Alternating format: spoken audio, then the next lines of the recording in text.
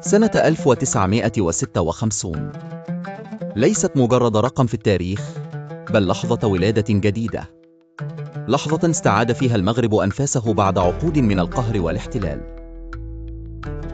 لأكثر من 44 سنة عانى المغاربة من نير الحماية، تقاسمتهم فرنسا وإسبانيا كأنهم أرض بلا شعب وهوية بلا روح. لكنهم لم يركعوا. من الشمال إلى الجنوب، من الجبال إلى الصحاري، كان هناك من يقاوم، من يضحي، من يحمل السلاح أو القلم أو الكلمة في سبيل وطن حر مستقل. وفي يوم 2 مارس 1956 أشرقت شمس الحرية. أعلن المغرب استقلاله عن فرنسا، وتبعتها إسبانيا بعد أسابيع قليلة.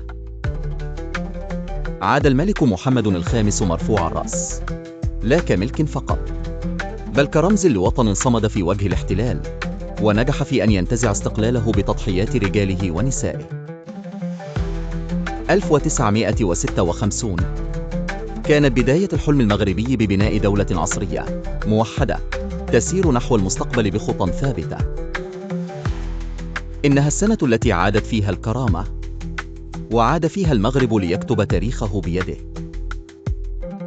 ولن ينسى المغاربة أبداً أن الحرية لا تمنح، بل تنتزع.